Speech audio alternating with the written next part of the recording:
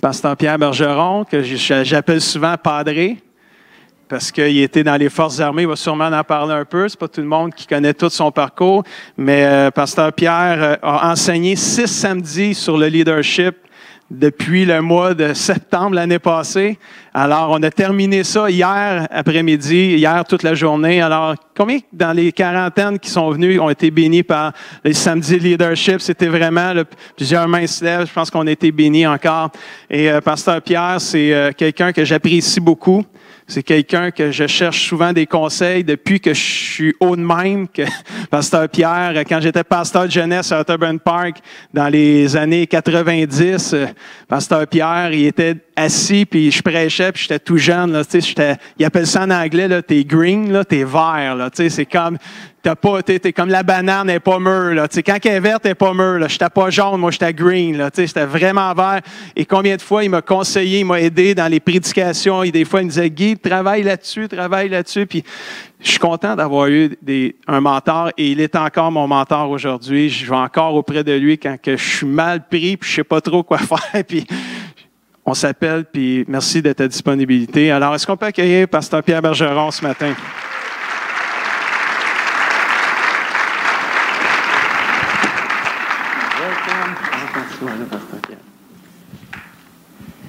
Amen. Merci beaucoup, Pasteur Gosselin.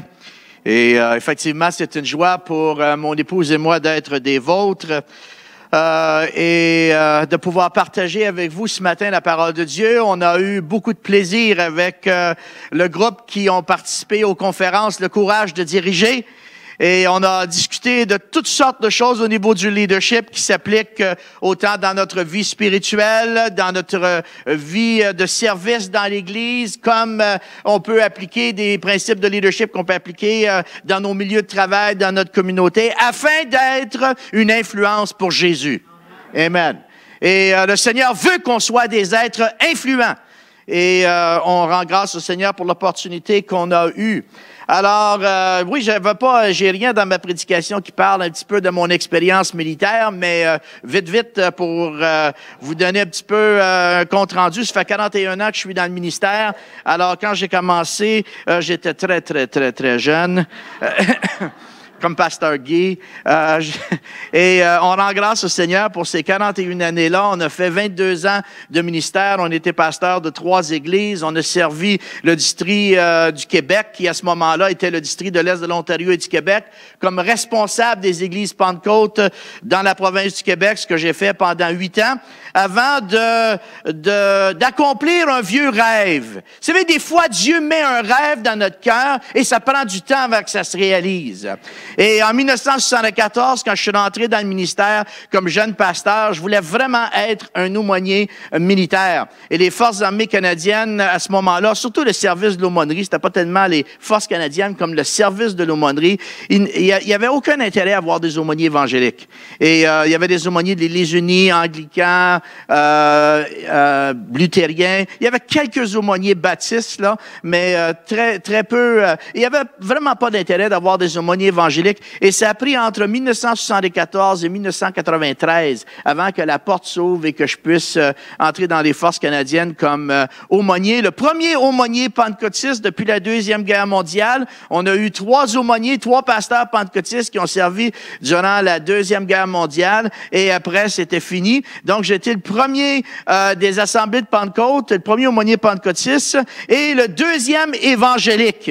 Et quand j'ai quitté en 2013, à cause de mon âge. J'étais rendu à l'âge des aînés, mais je suis pas un aîné. OK? On va mettre ça clair tout de suite, là. Je suis pas en retraite encore. Quand on arrive à 60 ans dans les Forces armées canadiennes, on remet notre équipement et on nous donne un beau certificat où on nous remercie pour nos années de service. Et c'était la fin de mon service avec les Forces armées canadiennes, mais je rends grâce au Seigneur de ce que Dieu a fait. Quand je suis rentré en 1993, on était 2 aumôniers évangéliques et quand j'ai quitté, on était 53 aumôniers évangéliques.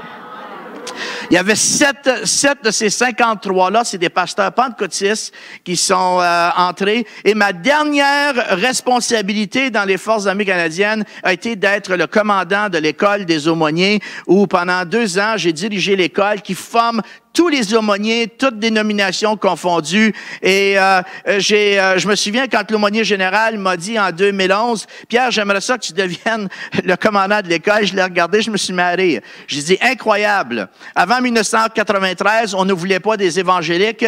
Et en 2011, on va remettre la formation de tous les aumôniers entre les mains d'un pasteur pentecôtiste. Alors, comme Dieu a fait un super de beau travail au travers des années, des belles opportunités, et j'ai eu l'occasion de déployer en Haïti, j'ai déployé en Bosnie, et mon dernier déploiement a duré 1 an, presque 13 mois, donc un petit peu plus d'1 an en Afghanistan. Et quand je suis revenu de l'Afghanistan, à l'âge de 55 ans, j'ai dit à ma femme, ça, c'est vraiment fait pour les jeunes. Aller à la guerre, c'est fait pour les jeunes. Mais quelle belle expérience qu'on a eue au travers de ces 18 ans où ce qu'on a servi le Seigneur. Et là, bien, on est arrivé à cette transition où en fait de compte, on se fait mettre dehors, là. C'est tout simple que ça. On est libéré. Comme je disais aux gens hier, on appelle ça être libéré pour exercer nos dons et nos services ailleurs. Et j'ai été libéré et voilà que le Seigneur nous a donné une belle opportunité de développer un ministère avec la formation de leadership, un ministère qui s'appelle SES Leadership. On fait de la formation de leadership dans les églises, on fait du mentorat avec les pasteurs. On est en train de développer un programme de mentorat pour les pasteurs au sein du district du Québec. Et je rends grâce au Seigneur pour cette belle opportunité de continuer à servir le Seigneur parce que je vous le dis, à 61 ans, t'es pas fini, OK? T'es pas fini. Pas à 65 ans non plus, t'es pas fini. Pas à 70 ans non plus, t'es pas fini. En fait, quand t'es pas fini jusqu'à temps que tu souffles ton dernier souffle. OK? Et c'est là que c'est fini. OK? Alors, on est au service du Seigneur. Quel plaisir de pouvoir servir Dieu. Et je suis certain que vous aussi, c'est de même que vous vous sentez. Alors, ce matin, ça me fait plaisir de partager avec vous quelques pensées à partir d'un texte dans Matthieu, chapitre 5, les versets 13 à 16. Et le titre de ma prédication ce matin, c'est « Comment être le sel de la terre et la lumière du monde dans une société séculière comme celle de l'Amérique du Nord. » Comment être le sel de la terre? Comment créer un goût? Comment être la lumière du monde? Comment refléter la grâce, la miséricorde, l'amour du Seigneur dans une société qui est séculière et qui se dit religieux, qui veut rien savoir de la religion, mais les gens veulent peut-être rien savoir de la religion, mais les gens cherchent une expérience spirituelle et cherchent le surnaturel. Matthieu chapitre 5, au verset 13, nous lisons, « Vous êtes le sel de la terre. Mais si le sel perd sa saveur, avec quoi la lui rendra-t-on? Il ne sert plus qu'à être jeté dehors et foulé aux pieds par les hommes. Vous êtes la lumière du monde. Une ville située sur une montagne peut être cachée. On n'allume pas une lampe pour la mettre sous le boisseau, mais on la met sur le chandelier et elle éclaire tous ceux qui sont dans la maison. Que votre lumière luise devant les hommes. Et portez bien attention, pourquoi que Dieu veut que votre lumière luise devant les hommes, afin qu'il glorifie votre Père qui est dans les cieux. Le Seigneur veut que notre lumière luise, afin qu'on soit une influence pour sa gloire parmi les hommes ici-bas sur la terre. Que le Seigneur nous aide à être cette influence. Je vais commencer avec une petite confession. Vous aimez les confessions? Et là, vous vous demandez, qu'est-ce qui il va bien nous confesser? Je vais commencer avec une confession. Et ma confession, c'est celle-ci. Depuis plus d'1 an, mon cœur est motivé, je dirais même stimulé, par un désir particulier de voir et d'expérimenter plus de Dieu. Depuis que j'ai quitté les forces canadiennes en 2013, je me suis consacré à la formation de leaders afin qu'ils puissent influencer leur communauté, avoir un impact significatif là où ils sont et contribuer à la transformation de leur communauté. Je suis inspiré par l'appel que Jésus lance à l'Église d'être un agent de transformation en étant le sel de la terre, une influence dans nos communautés et la lumière du monde, reflétant la personne et la gloire et la vie de Christ en ceux qui sont autour de nous. Car les leaders transformationnels, comme Jésus, influencent les gens à voir, à penser, à parler, à agir d'une manière telle que cela fait une différence dans la vie de ceux qui entendent et qui expérimentent le message. Alors moi, ma prière est celle-ci. Seigneur, aide-moi à voir et à comprendre ce que tu vois quand tu regardes mon environnement. Qu'est-ce que tu vois? Qu'est-ce que tu sens quand tu regardes l'environnement dans lequel je suis? Que ce soit mon environnement dans ma famille, que ce soit mon environnement, mon milieu de travail, la communauté dans laquelle je vis. Seigneur, qu'est-ce que tu vois? Qu'est-ce que tu ressens quand tu vois mon environnement?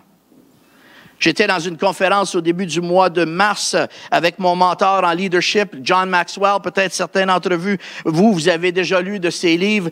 John a été pasteur wesleyen pendant 25 ans, a eu un excellent ministère au sein de l'Église évangélique wesleyenne et maintenant il se consacre à faire de la formation de leadership. D'ailleurs, c'est le seul qui a réussi à former 6 millions de leaders, lui et son organisation, 6 millions de leaders chrétiens dans tous les pays du monde.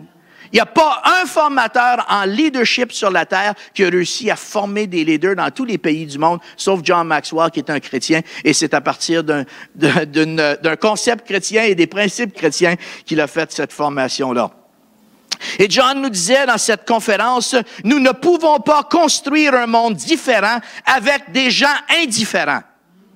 On ne peut pas construire un monde différent avec des gens indifférents, des gens qui ne sont ni chauds ni froids, des gens qui se contentent de leur état. Je suis certain qu'il y a ici ce matin des gens qui, comme moi, vous êtes tannés de l'ordinaire.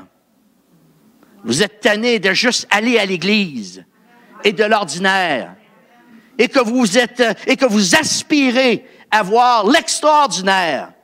Que vous aspirez à voir plus que ce qu'on s'est contenté en tant qu'Église d'expérimenter. Alors, je vous invite ce matin à laisser le Saint-Esprit vous inspirer par la vie de Jésus qui a été un exemple parfait de ce que c'est d'être le sel de la terre et la lumière du monde. Voici 5 caractéristiques. J'aime pas les PowerPoint parce que ça rend les gens paresseux. Sortez vos crayons si vous voulez avoir des notes, sinon c'est votre mémoire qui va vous les rappeler. Alors, si vous avez votre crayon, allons-y. 5 caractéristiques de Jésus et ceux qui marchent dans la lumière. La première caractéristique, c'est que Jésus a vu des choses que les autres ne voyaient pas. Jésus a vu des choses que les autres ne voyaient pas. Il voyait plus que ce que les autres voyaient. Les gens au temps de Christ regardaient des hommes comme Pierre, André, Jacques et Jean. Et qu'est-ce qu'ils voyaient? Ils voyaient des simples pêcheurs, des gars qui faisaient de la pêche pour métier, des gars ordinaires. Tandis que Jésus, quand il a regardé les mêmes personnes, qu'a-t-il vu? Il a vu des disciples qui allaient devenir les premiers collaborateurs de l'Église. Jésus a vu différent. Les gens regardaient Matthieu. Et qu'est-ce qu'ils voyaient? Ils voyaient un simple collecteur d'impôts, un tricheur, un voleur. Il y en a plusieurs qui pensent que l'impôt, c'est des voleurs. Moi, je peux vous dire que pendant les 18 ans que j'étais dans les Forces armées, c'est vos impôts qui ont payé mon salaire. Hein? Pour une fois, vos impôts ont bien contribué, c'est ça que vous allez dire? Les gens regardaient Matthieu et qu'est-ce qu'ils voyaient? Ils voyaient un tricheur, un voleur. Tandis que Jésus, qu'est-ce qu'il a vu? Il a vu un disciple qui allait écrire le premier évangile. Jésus regardait et Jésus voyait avec des yeux différents que les autres. Que pensez-vous que Jésus voit quand il vous regarde ce matin? Qu'est-ce que Jésus voit quand il vous regarde ce matin? Qu'est-ce que Jésus a vu quand il a vu la femme adultère? Cette femme adultère qui était sur le point d'être lapidée. Jésus a vu au-delà de sa vie désordonnée. Il a vu une femme repentante qui, au fond, demandait une opportunité de vivre sa vie différemment. Qu'est-ce que Jésus a vu quand il a vu le centenier Ce centenier qui avait un serviteur malade et qui vient vers Jésus pour recevoir de l'aide. Jésus a vu au-delà du commandant de l'armée romaine, de l'armée d'occupation. Il a vu au-delà de l'armure du soldat. Et qu'est-ce qu'il a vu? Il a vu le cœur d'un homme de qui il a dit, même en Israël, parmi tous les Juifs, je n'ai pas trouvé une aussi grande foi. Jésus voyait différemment que les gens. Que voyons-nous quand nous regardons notre prochain? Que voyons-nous, que voyez-vous quand vous regardez vos collègues au travail, vos collègues à l'école, les gens qui vous entourent? Que voyez-vous?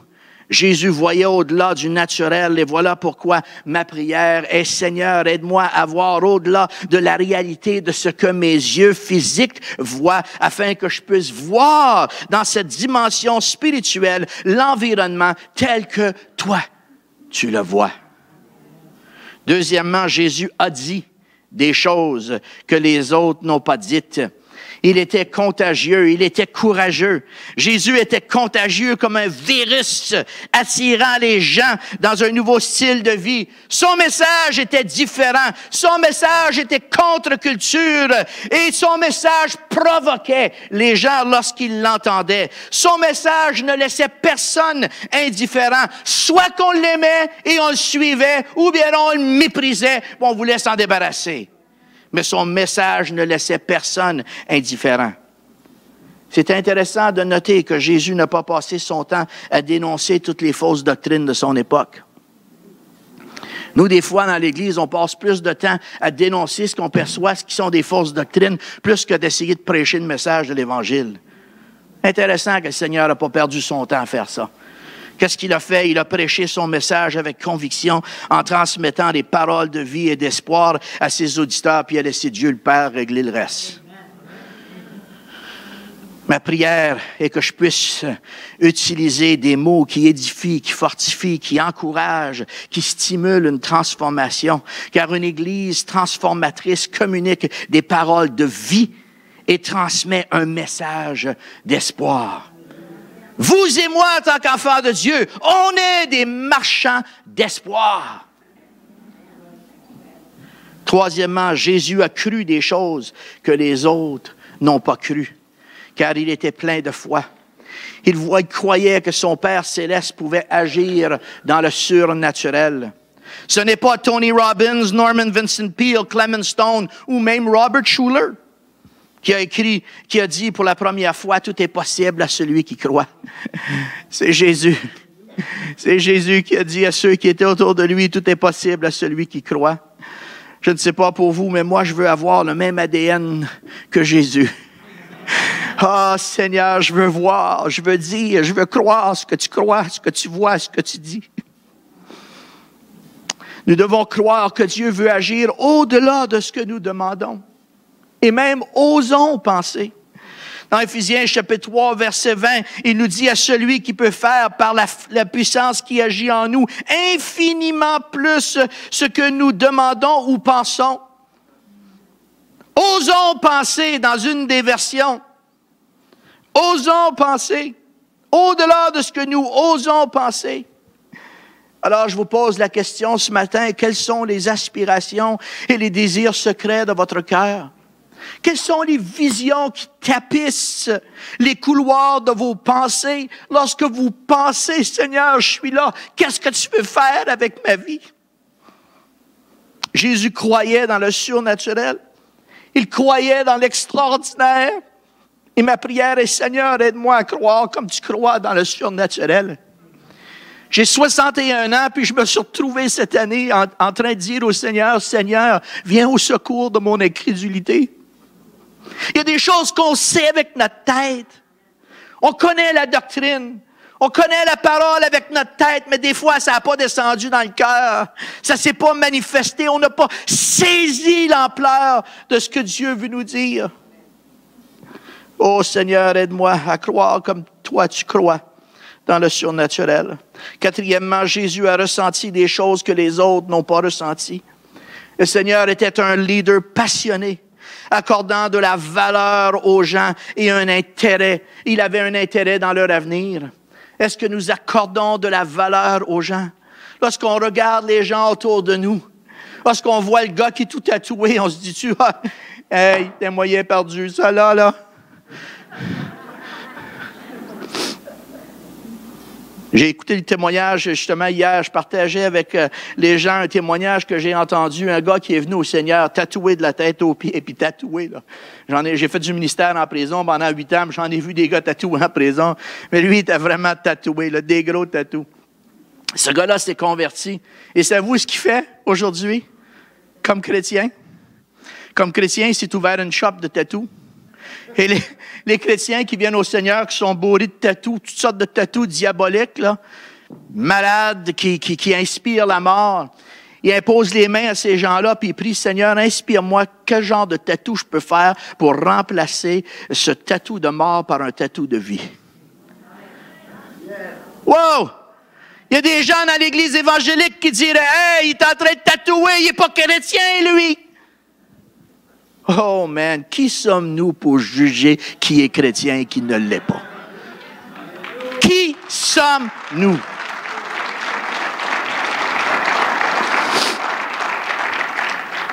On va avoir à se repentir quand on arrive au ciel, parce qu'on va tout de même être surpris. Qui va être mon voisin? Ça va peut-être être lui. Qu'est-ce que Jésus voyait? Dans Matthieu 9, voyant la foule, il fut ému de compassion pour elle parce qu'elle était languissante et abattue. Dans Matthieu 4, quand il est sorti de la barque, il a vu une grande foule, il fut ému de compassion pour elle. Dans Matthieu 20, ému de compassion, Jésus toucha leurs yeux et aussitôt ils recouvrirent la vue et le suivirent. Dans Marc chapitre 1, Jésus ému de compassion étendit la main et le toucha. Dans Jean 11, Jésus, la voyant pleurer, elle et les Juifs qui étaient venus avec elle, frémit en son esprit et il fut ému. Jésus ressentait les besoins les plus profonds des gens. Qu'est-ce que nous, on ressent quand on est à côté de ces mêmes types de personnes? Donc, ma prière est, Seigneur, donne-moi une passion pour le salut et la transformation des non-croyants. Et aide-moi à ressentir, aide-moi à être ému par la compassion et les besoins de mon prochain. Cinquièmement, Jésus a fait des choses que les autres n'ont pas fait. Le fruit du ministère de Jésus a été 2 choses. La première, il a partagé un message qui transformait la vie de ses auditeurs. Et le deuxième, il a développé des leaders. Savez-vous que le Seigneur a passé plus de temps avec les 12 qu'il a passé avec les foules? Nous, on aime les foules, hein?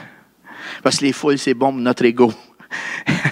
Quand tu prêches une foule, hey, ça, c'est bon pour ton ego, ça. On aime les foules. Mais Jésus a passé plus de temps à former les 12 qui ont eu une influence pour lancer l'Église qu'il a passé avec les foules.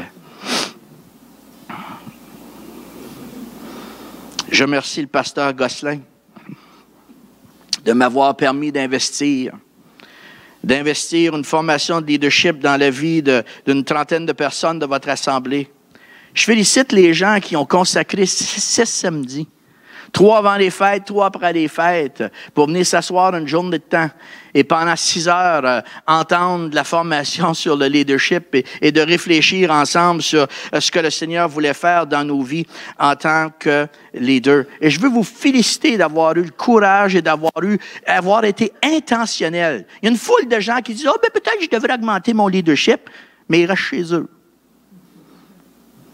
Merci à ceux qui ont pris le temps d'investir. Vous allez voir que votre vie va progresser. Votre vie va progresser. Dans Jean chapitre 14, les versets 12 à 14, Jésus a fait une déclaration qui dépasse mon entendement, mais qui stimule mon imagination. Est-ce que ça vous arrive des fois de lire la Bible, puis vous dites, Seigneur, wow, ça dépasse mon entendement. Je comprends pas, là, j'ai de la misère à saisir tout ça, mais ça me stimule, ça stimule mon imagination. Voici ce que Jésus a dit, en vérité, je vous le dis, celui qui croit en moi fera aussi des œuvres que je fais et il en fera de plus grandes parce que je m'en vais au Père et tout ce que vous demanderez en mon nom, je le ferai afin que le Père soit glorifié dans le Fils. Si vous demandez quelque chose en mon nom, je le ferai. Vous allez faire des œuvres plus grandes que les miennes. Qu'est-ce que Jésus a fait? Jésus a guéri les malades. Il a prêché un message de transformation. Il a vu des gens être transformés. Il a vu des gens être délivrés de l'emprise du diable. Il a ressuscité des morts. Et Jésus dit, vous allez faire des œuvres plus grandes que moi. Moi, là, ça me dépasse. Mais Mike, ça me stimule. Là, ça stimule mes prières. Seigneur, qu'est-ce que tu veux me dire au travers de ça? Qu'est-ce que tu veux faire? Qu'est-ce que tu veux faire? Jésus nous a tout donné pour être une Église influente. Pourquoi sommes-nous si influents dans nos églises, mais qu'on a de la misère à être influents dans nos communautés? Dans l'Église, ça va bien, louer le Seigneur, chanter. C'était merveilleux là, de participer avec vous dans la louange ce matin. Mais savez-vous, ce n'est pas ici qu'il faut rayonner le plus. On est tous convaincus là, ici. Là. Ce n'est pas ici qu'il faut rayonner le plus. C'est dans nos communautés de travail, dans nos familles. Là où les familles sont en train d'éclater, là où il y a des crises de couple, puis on a de la misère à s'endurer. C'est dans nos milieux de travail, quand on se fait congédier ou qu'on se fait mettre de côté, puis quelqu'un d'autre a la promotion au lieu de nous autres. C'est là qu'il faut briller pour le Seigneur. Comment être le sel de la terre et la lumière du monde dans une telle société? J'aimerais partager avec vous ce matin quelques idées pour stimuler votre imagination. Alors, si vous êtes visuel, là, essayez de voir les histoires que je vais vous raconter ce matin pour stimuler votre imagination, à savoir comment Dieu pourrait nous utiliser individuellement et collectivement pour influencer nos sociétés. Parce que toutes les histoires que je vais vous raconter ce matin, ce que le Seigneur a fait avec chacune de ces personnes-là, il peut le faire avec chacun d'entre nous ici. Je crois que nous devons sortir des 4 murs de nos églises et voir, dire, croire, ressentir pour faire comme Jésus. On était longtemps qu'on s'est contenté de faire nos campagnes d'évangélisation dans l'Église, là, puis on disait aux gens, venez-vous-en, rentrez dans l'Église. Wow, je pense qu'il y a quelque chose qu'on a mal compris dans l'Église. Je pense qu'il y a quelque chose qu'on a mal compris. C'est pas tant d'inviter les gens à rentrer dans l'Église, c'est à nous autres de sortir dans la communauté. Wow! Quand tu pars en guerre, tu dis pas à l'ennemi, viens-t'en dans mon camp. Non. Moi, je peux vous dire, pour avoir été en théâtre opérationnel, que quand tu parles à l'ennemi, tu vas parler sur son terrain. C'est ce terrain-là que tu vas conquérir. Il faut sortir. Nous devons nous intéresser aux défis de nos communautés. Nous devons nous intéresser aux défis de notre société. Nous devons nous intéresser aux questions de racisme, de corruption de toutes sortes, surtout celles qui concernent des fonctionnaires et élus à divers paliers gouvernementaux, parce qu'il y en a partout. La commission Charbonneau nous l'a bien montré. On doit s'intéresser aux abus de pouvoir qui oppressent les plus faibles. On doit s'intéresser aux injustices de toutes sortes. On doit s'intéresser à l'égalité des personnes dans nos sociétés, dans nos communautés. Je crois que nous devons nous intéresser par l'éclatement de la famille. On doit s'intéresser par les enfants qui sont abandonnés. On doit s'intéresser à des politiques telles que l'aide au suicide assisté et à l'euthanasie volontaire. En tant qu'Église, en tant que témoin de Christ, on doit s'intéresser à ce qui se passe dans nos sociétés si on veut être véritablement une lumière. J'aime cette citation de John Redekop qui dit dans son livre intitulé « Politics under God », en tant que disciples du Christ, nous devrions interpeller tous les gens et toutes les institutions et les encourager à vivre selon les principes divins de justice, de droiture morale, de vérité, d'humanitarisme, tout en promouvant la dignité humaine et en recherchant la paix, rappelant avec courage à tous les peuples et les gouvernements que les standards, les normes de Dieu n'ont pas changé.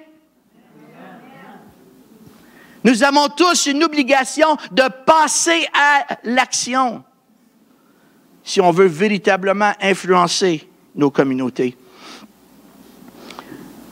Lorsque j'étais en Afghanistan comme l'aumônier principal, j'étais responsable des services d'aumônerie pour tout le contingent canadien et en fait compte pour la coalition également pendant 4 mois dans tout le secteur de la province de Kandahar. Souvent, j'ai utilisé cette citation d'Edmund Burke quand je parlais avec des militaires. Pour que le mal triomphe, il suffit que des hommes de bien ne fassent rien. Est-ce que vous connaissez cette citation? Je vous garantis que ça vient te chercher dans les tripes quand tu saisis ce que c'est en train de dire. Pour que le mal triomphe, il suffit que des gens bien, bonne morale, bonne intention, des bonnes personnes ne fassent rien. On se contente d'être dans nos salons. On se contente d'être dans nos endroits religieux au lieu d'être dans la communauté en train de faire face au mal qui triomphe. Chers amis, évangéliser notre société ne signifie pas seulement de faire des campagnes d'évangélisation dans nos églises. Évangéliser signifie d'être le sel de la terre et la lumière du monde. Ça signifie d'être témoin et de promouvoir les valeurs de Christ dans nos communautés et dans nos milieux de travail. Qu'est-ce que des noms bibliques comme Moïse, Mardoché, Esther, Daniel, Joseph ont en commun avec des noms plus contemporains comme William Wilberforce, Benjamin Franklin, Martin Luther King et Bob Pierce? Peut-être vous les connaissez, peut-être vous les connaissez pas, mais qu'est-ce qu'ils ont en commun? Ils ont ceci en commun. Ils ont tous passé à l'action et ils ont eu une influence qui a contribué à transformer leur communauté. Wilberforce, pendant 28 ans, comme jeune politicien en Angleterre, s'est battu contre l'esclavage et ça a pris 28 ans pour abolir l'esclavage. Mais c'était un chrétien qui était dans le Parlement de l'époque. Nous sommes appelés, vous et moi, non seulement à vivre une vie chrétienne dans nos foyers, mais aussi à faire une différence, comme Luc Dumont dirait, une différence dans un monde sans espérance. Alors, quels sont les rêves et les visions qui tapissent les couloirs de vos pensées? Je veux revenir à ça. Parce que moi, je suis convaincu que chacune des personnes qui est assise ici, qui a donné sa vie au Seigneur, Dieu a placé des pensées, des rêves, des visions, des songes, peu importe, utilisez le mot que vous voulez. C'est pas important le mot que vous utilisez, c'est ce qui se passe dans votre tête que le Seigneur a été mettre là. Et que je suis convaincu que le Seigneur a placé dans vos cœurs, que Dieu place dans vos vies des rêves, des visions de ce que vous pourriez faire pour sa gloire. Quand vous regardez autour de vous, quand vous écoutez les nouvelles, quand vous marchez dans les rues de votre ville, quand vous entendez des histoires malheureuses, qu'est-ce qui monte en vous? Bien souvent, ce qui monte en nous, c'est Dieu. Oh, si seulement, Seigneur, je pourrais faire ceci. Ça, c'est Dieu qui est en train de vous inspirer. Qu'est-ce que vous avez à cœur de faire? Je suis convaincu que nous avons toutes sortes d'idées qui concernent le genre d'influence que nous pourrions avoir. Le problème est que souvent, nous manquons de confiance que nos rêves et nos visions viennent véritablement de Dieu. Voyez, moi, je suis convaincu que ce n'est pas Dieu qui ne nous parle pas. Moi, je pense que c'est nous qui avons de la misère à écouter. C'est nous qui avons de la misère à faire confiance au Seigneur. Quand je dis dans des conférences de pasteurs, le problème, ce n'est pas avec le manque d'appels. On manque d'ouvriers, on manque d'ouvriers. Le problème n'est pas avec le manque d'appels. Pensez-vous que le Seigneur veut que son Église avance puis il n'appelle pas du monde au ministère? Hey, il sait ce qu'il fait. Le problème, ce n'est pas un manque d'appel. Le problème, c'est un manque de réponse à l'appel. suis convaincu que Dieu dépose dans le cœur de chacun d'entre nous toutes sortes d'idées, comment nous pourrions réduire par la grâce de Dieu le trafic humain, la pauvreté, l'injustice, la corruption, la discrimination et transformer nos sociétés. Et je vais vous en donner des exemples. En 1947, Dieu a déposé une vision dans le cœur d'un missionnaire canadien du nom de Bob Pierce. Et sa vision, il était missionnaire en Afrique, et sa vision était de nourrir les enfants des villages où il exerçait un ministère. Et Bob Pierce s'est dit, Seigneur, comment tu veux que je fasse ça? Je n'ai pas d'argent, j'ai pas de réseau, moi, là pour faire ça. Là. J'ai de la misère à trouver de l'argent pour soutenir l'œuvre qu'on est en train de faire. Là. Comment tu veux que je fasse pour nourrir des villages au complet? Bob Pierce était loin de se douter que cette vision était le fondement de Vision mondiale, qui est devenue la première ONG de parrainage d'enfants qui aujourd'hui parraine 3,9 millions d'enfants et qui a un budget annuel de 2,6 milliards. Bob Pierce, il n'avait aucune idée quand le Seigneur lui a donné cette pensée-là de nourrir les enfants du petit village en Afrique que son ministère allait prendre une ampleur comme celle-là. Au début, Bob Pierce ne savait pas ce que Dieu voulait faire et la grandeur de la bénédiction s'il faisait seulement le premier pas à répondre et dire oui à la vision au Seigneur. Même s'il ne savait pas comment, juste dire oui Seigneur, je vais le faire. Oui Seigneur, je vais le faire. Voyez, nous, la seule chose qu'on a à dire, c'est oui. Lui, sa job, c'est de trouver le moyen. Nous, c'est d'être disponible. Dieu ne peut pas travailler au travers de gens qui ne sont pas disponibles. Dieu ne peut pas travailler au travers de gens qui ne sont pas disponibles. On a juste à dire oui. De la même manière que Dieu a déposé dans le cœur d'une jeune travailleuse sociale, peut-être certains vous la connaissez, du nom de Pascal Philibert, une jeune femme que j'ai vue grandir dans l'église d'Otterburn Park et qui a débuté le projet Mobilis. Est-ce que vous avez déjà entendu parler du projet Mobilis? Bien, le projet Mobilis s'adresse au trafic humain et travaille à sortir des jeunes filles de la prostitution. Voici ce que la presse a publié le 6 juin 2013. À la tête du projet Mobilis depuis 5 ans, Mme Philibert a réchappé des centaines d'adolescentes exploitées par les gangs de rue en Montérégie. Tous avaient été manipulés, voire enrôlés de force dans l'industrie montréalaise du sexe. Pascal n'avait aucune idée au début où allait se rendre sa vision, parce qu'elle n'avait aucune idée où allait aboutir la vision que Dieu a placée dans son cœur quand elle a commencé ce projet-là. Et aujourd'hui, c'est un projet que tous les services de police de la rive sud de Montréal utilisent pour sortir les jeunes filles de la prostitution. Il a fallu qu'elle fasse simplement un pas et qu'elle dise oui. Est-ce que vous connaissez Michel Godin? Un jour, Dieu a placé un fardeau dans le cœur de Michel Godin d'aider les défavorisés dans le quartier Saint-Roch à Québec. Et ce désir-là a fini par aboutir avec ce qu'on appelle le Café Rencontre. Aujourd'hui, Michel est tellement respecté par les politiciens de Québec qu'ils viennent le consulter pour avoir son avis sur des politiques qui touchent l'action sociale. Moi, je me souviens quand Michel a commencé. Moi, j'étais son superviseur au niveau du district. Et je me souviens, Michel, et les questions que Michel avait. Puis il disait tout le temps, je ne sais pas comment faire, je ne sais pas où aller, je ne sais pas quoi faire. Mais Michel a été disponible. Et Dieu a pris la disponibilité de Michel. Et aujourd'hui, on a dans le quartier Saint-Roch, on a tout un secteur où vous avez le café rencontre, une friperie. Il y a même une église, l'église Mosaïque est associée avec ça. Tout ça a commencé à cause d'un homme, il y a une trentaine d'années, qui a dit oui à une vision que Dieu avait placée dans son cœur. En 1986, Dieu a placé une vision dans le cœur de Bob Edwards. Connaissez-vous Bob Edwards? Hein? Si vous connaissez Bob Edwards, c'est pas sa faute. Au-dessus de 25 ans, vous êtes chrétien parce que ça fait 25 ans qu'il est parti du Québec.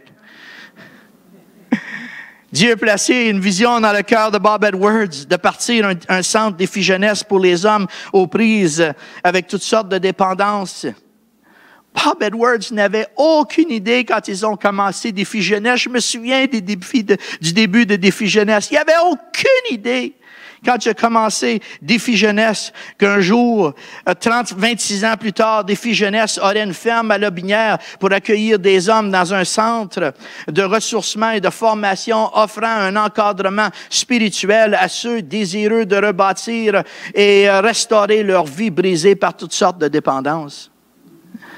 Savez-vous qui est le nouveau directeur exécutif de ce centre-là? C'est un policier de la Sûreté du Québec qui est à la retraite, qui s'appelle Ronald Lucier. Ronald Lucier est le directeur général, puis il me disait dernièrement, il dit, on a vu une entreprise, il dit, nous sommes devenus une entreprise de recyclage de vie humaine. Je trouve ça tellement sharp. Wow, man! On est devenu une entreprise de recyclage de vie humaine qui, jour après jour, investit dans la vie de ceux qui choisissent de vivre un changement radical dans leur vie. Attachez votre sucre avec de la broche, là. OK? Parce qu'il y a un coup de vent qui s'en vient. Non seulement ils transmettent des bonnes valeurs pour inspirer le monde, mais avec les terres qu'on leur a données et les terres qu'on leur a prêtées, savez-vous ce qu'ils font? Ils ont cultivé l'année passée 1 622 000 kilogrammes de légumes frais qu'ils ont distribués gratuitement via toutes les banques alimentaires de la province du Québec. Voici le miracle. C'est des gars qui ont été étiquetés par la société comme des losers, des drogués, des gens pris avec des problèmes de boissons, de pornographie, des gens qui ont été étiquetés comme des losers. C'est eux qui cultivent les légumes, puis c'est eux qui sont en train de nourrir des milliers de familles au Québec. Tout ça parce que Bob Edwards a dit oui. Il était loin de se douter que Défi Jeunesse à Québec aurait un impact et une influence telle que cela. Je vous félicite pour vos efforts avec le projet Retour à l'école, où vous donnez des sacs d'école, au-dessus de 110 sacs d'école à des enfants dans le besoin. Je vous félicite pour votre projet conjoint avec l'Église baptiste. Puis on a besoin de voir plus de collaboration entre les églises évangéliques. Moi, je suis convaincu qu'une des raisons pourquoi le message de l'Évangile a eu de la difficulté à pénétrer dans la province du Québec, c'est que les mouvements évangéliques, on a travaillé dans des silos séparés les uns des autres. Parce qu'on avait toute la vérité. Wow, imaginez-vous si on a toute la vérité et on ne pense pas toutes pareil. C'est quoi la vérité? Arrêtons de saisir puis de s'imaginer qu'on a besoin d'avoir toute la vérité et commençons donc à travailler avec le corps de Christ. Qu'ils soient baptistes, frères chrétiens. Who cares? Ils font partie du royaume. Ils vont être vos voisins au ciel. On est aussi bête de commencer à s'habituer de vivre ensemble. On va passer l'éternité. OK. On ferme la parenthèse. Qu'est-ce que vous faites avec vos sacs d'école? Qu'est-ce que vous faites avec vos paniers? Vous êtes en train de mettre en pratique Matthieu 25, les versets 35 à 36. J'ai eu faim, vous m'avez donné à manger. J'ai eu soif, vous m'avez donné à boire. J'étais nu, vous m'avez vêtu.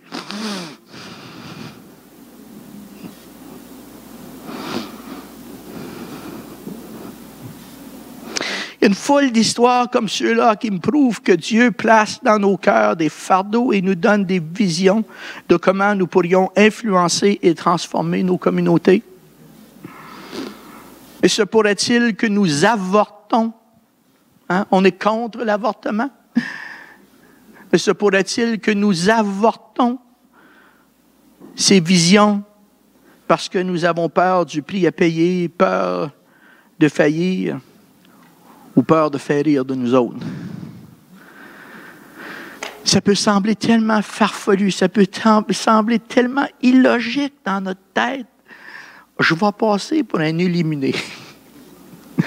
Si tu penses que je vais aller faire rire de moi. Écoutez-moi là. Si ça ne dépasse pas la logique, Dieu n'a pas besoin de vous et vous, vous n'avez pas besoin de Dieu. Si tout peut se faire dans le naturel, hey, Dieu n'a pas besoin de nous. Nous, on n'a pas besoin de lui.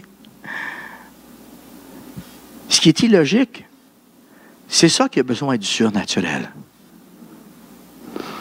Combien de rêves et de visions gardons-nous dans le secret de nos pensées parce que nous avons peur de nous tromper ou de passer pour des illuminés? Je vais vous confesser ce matin que j'ai failli à plus qu'une reprise de prendre action parce que j'ai eu peur d'agir sur une vision que Dieu m'avait donnée. Donc, moi, je ne suis pas en train de pointer du doigt à personne ce matin. Je suis en train de me parler autant que je suis en train de vous parler. Mais voici ce que j'ai appris en Afghanistan, en théâtre opérationnel concernant le courage. Le courage n'est pas l'absence de la peur, mais plutôt de la détermination de faire ce qu'on doit faire en dépit de nos émotions. Il y a des fois, tu trembles dans tes culottes, mais tu dis, ça a besoin d'être fait, on va le faire. C'est ça le courage. Le courage, ce n'est pas de tout avoir les réponses. Le courage, ce n'est pas de tout avoir le plan. Puis de dire, Seigneur, si tu nous donnes tout le plan, là, puis quand on va savoir, on va avoir toutes les réponses à nos questions, bien là, on va dire oui. Non, ça, c'est pas du courage, ça, c'est d'être un suiveur. Parce que tout est là. Le courage, c'est quand le Seigneur est en train de nous parler. Puis qu'on dit, wow! Hey, ça, c'est au-delà de mes capacités, c'est au-delà de ce que je peux faire, c'est au-delà de ma compréhension, c'est beaucoup plus grand que moi. Alors, on va en parler avec le pasteur, on va en parler avec d'autres, et puis là, wow, c'est vrai que c'est pas mal plus grand que toi, puis en passant, c'est plus grand que l'Église aussi. Wow! On ne sait pas comment, mais on va commencer à prier, Seigneur, si c'est vraiment une vision de toi, tu vas ouvrir des portes. C'est à toi d'ouvrir les portes, là. Si toi, tu te donnes la vision, c'est à toi d'ouvrir les portes. Qu'est-ce que l'Esprit du Seigneur vous dit ce matin? Quelle est la différence? Quel est l'impact? Quelle est l'influence que Dieu veut que vous ayez et que vous fassiez dans votre communauté, dans votre milieu de travail, dans votre Église? Que sommes-nous prêts à oser croire et faire? Malheureusement, une réaction typique de certaines églises face aux injustices accablantes dans le monde est d'éviter complètement la question. Nous pouvons raisonner ce choix en se disant « Oh, le défi est trop grand, c'est trop complexe, c'est trop coûteux, c'est trop dangereux. »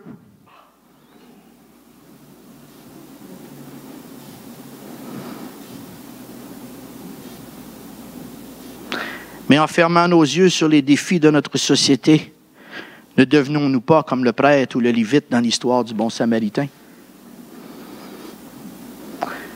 Il y a un danger pour l'Église au 21e siècle de se joindre à la compagnie de ceux qui passent à côté de l'homme battu.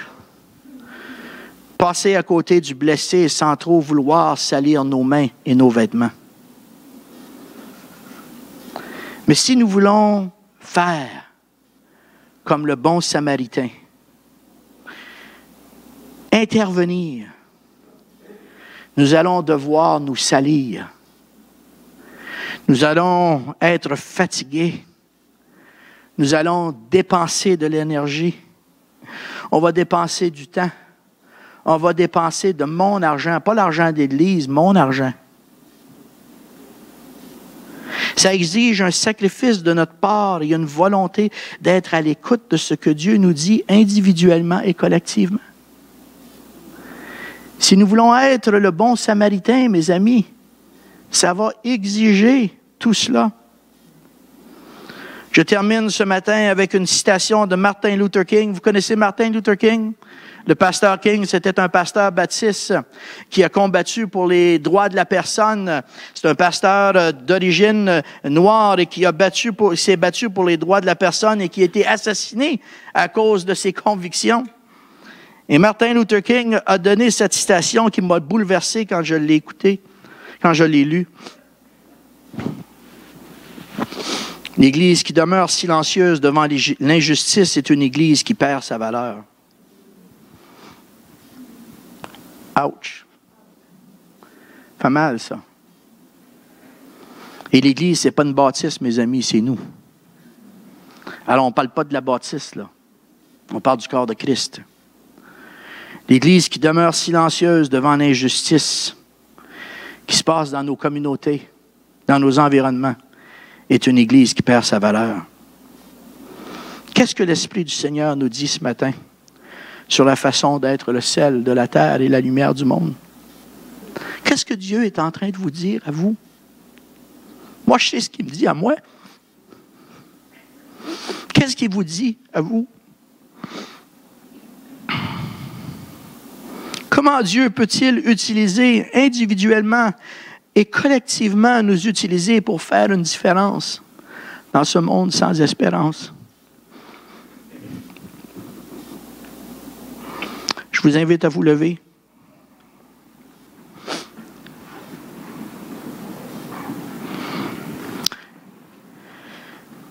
Et ce matin, je n'ai pas l'intention de faire une grosse appel, mais voici ce que je veux faire avec vous. Si Dieu vous a parlé ce matin et que vous avez senti dans votre cœur que le Seigneur vous interpellait, vous n'avez peut-être pas le plan, puis c'est correct, ça. Mais vous avez senti que le Seigneur disait, gars, j'en veux plus de toi. Je veux que tu en fasses plus.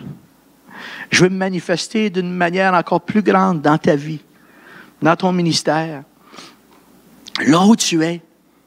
Je t'ai placé là. Il y a des fois, on est dans des situations difficiles au travail, puis on dit, Seigneur, change-moi de place. Puis le Seigneur dit, moi, je suis donc content, j'ai mis un chrétien là. Nous autres, on veut changer de place, on veut la facilité, plutôt que de livrer le combat. Mais si ce matin, le Seigneur vous parle et que vous sentez que Dieu est en train de faire quelque chose qui est en train de susciter, on ne sait pas quoi, mais il est en train de susciter. Peut-être vous le savez, peut-être ce matin, le Seigneur vous a donné une parole de connaissance, une parole de sagesse sur ce que Dieu voulait faire au travers de vous. Que vous ayez la certitude de ce que Dieu veut ou que vous ayez simplement un soulèvement dans votre esprit, sachant que Dieu veut faire quelque chose. Je vais vous inviter de poser un geste symbolique. Je vais vous inviter de simplement placer vos mains devant vous. Les mains ouvertes. Et ce qu'on va faire ce que l'apôtre Paul a dit aux Corinthiens de faire lorsqu'il nous a dit de consacrer à Dieu leur être entier, leur corps, leur force et toutes leurs facultés comme une offrande vivante, sainte et agréable à Dieu. Moi, j'ai rien d'autre à donner au Seigneur ce matin que ma vie.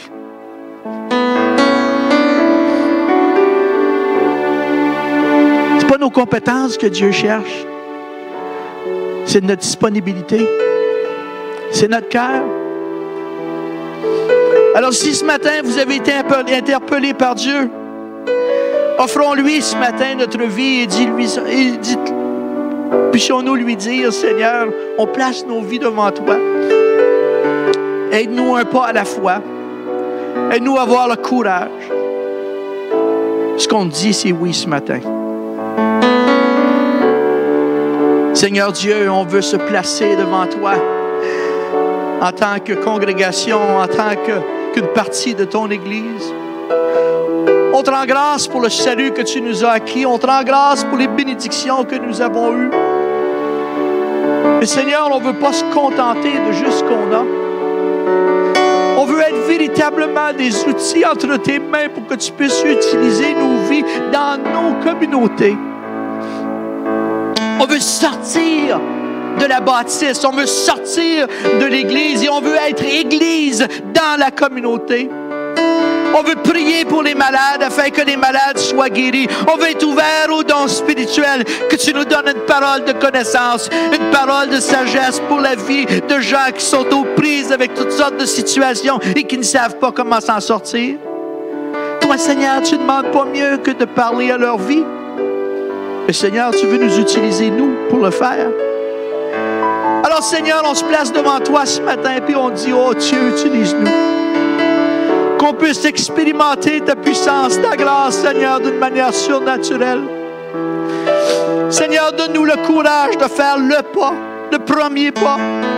Et on va être surpris de ce que tu vas faire avant qu'on pose le deuxième pas. Alors ce matin, on t'offre notre vie. On t'offre, Seigneur, notre disponibilité. On t'offre notre cœur. On t'offre notre corps. On t'offre, Seigneur, ce que nous avons. Nous le plaçons au pied de ta croix. Et on te dit, Seigneur, utilise-moi. Qui vais-je envoyer?